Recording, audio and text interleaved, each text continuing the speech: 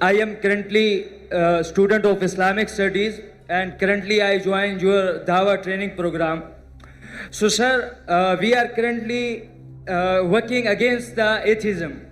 تو ایک ایتھیسٹ نے میرے سے سوال پوچھا جس کا میں نے جواب دیا, but I am not satisfied, کہ رسول اللہ صلی اللہ علیہ وسلم جب مدینہ میں آئے تو وہاں پر جوئش کمیونٹی کئی سو سالوں سے رہ رہی تھی.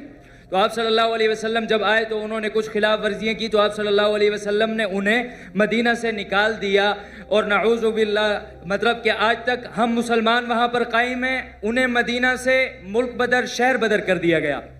اور آج جب اسرائیل یا زونس نے ہمارے پیلسٹائن پر غلط قبضہ کیا, تو یہ قبضہ صحیح ہے, کیونکہ کل جب ہم نے انہیں نکالا تھا تو وہ آج جب ہمیں نکال رہے ہیں, تو اس میں مسئلہ کیا ہے؟ یہ میرا سوال نہیں ہے, میرے سے پوچھنے والے ایک دوست کا سوال ہے, ہی از ایتھیسٹ.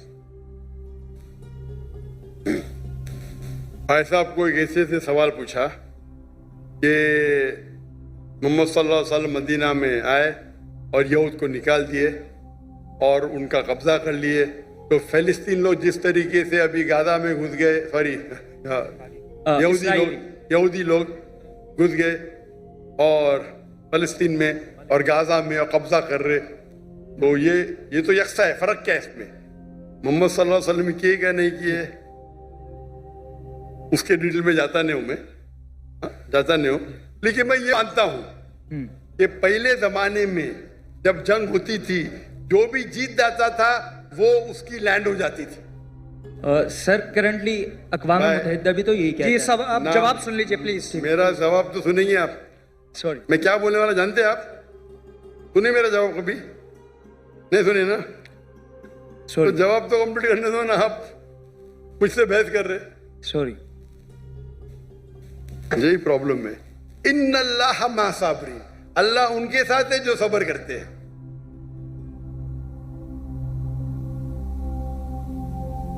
آپ اگر دیکھیں گے 100 years بیک, 100 سال بعد, 200 سال پہلے, 300 سال پہلے, سب جگہ یہ کامن رول تھا, کامن لا تھا.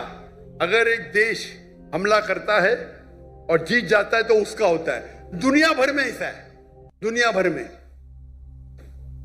بھر میں, ہندوستان میں ہو یا امریکہ میں ہو یا ان سب جگہ. لیکن جب ورلڈ وار آئی, نہ ورلڈ وار 1, ورلڈ وار 2, تو ایک قانون بنا, اس کے بعد باؤنڈریز بن گئی. پرابلم ہے ہم جانتے ہی نہیں, ہم قانون جانتے ہی نہیں, ہم مسلمان پڑھتے ہی نہیں. اللہ تعالیٰ بولتے اقرا, ہم بولتے لا اقرا. جب قانون بن گیا ورلڈ وار 1 اور ورلڈ وار 2 کے بعد, اس کے بعد آپ یہ پرانا قانون یہاں نہیں لا سکتے. اور جو اسرائیل جو کر رہی ہے وہ ورلڈ وار 1 اور 2 کے بعد کر رہی ہے, سمجھے آپ. اور جو بیلفورڈ جو برٹشرز نے دنیا کا 1/3 حصہ 1/3 ورلڈ کو رول کیا اللیگلی. اس ٹائم قانون بن چکا تھا, ورلڈ وار 1 ختم ہوئی تھی, 2 چل رہی تھی قانون, لیکن پھر بھی وہ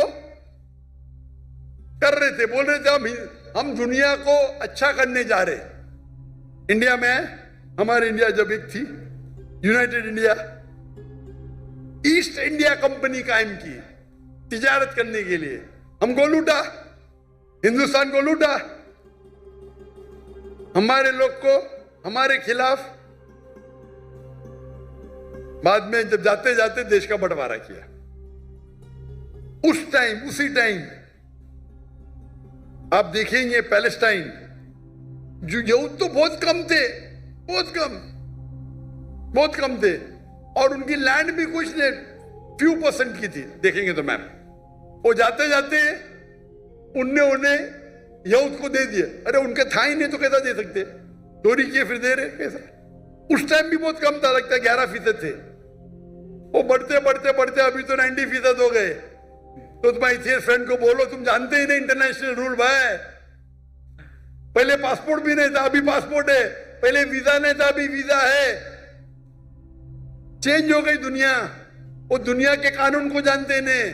अभी जो इजराइल कर रही है, अभी कानून है, अब जब जंग भी करेंगे तो सिविलियन को नहीं मार सकते, औरत को नहीं मार सकते, मारते हैं इन लोग।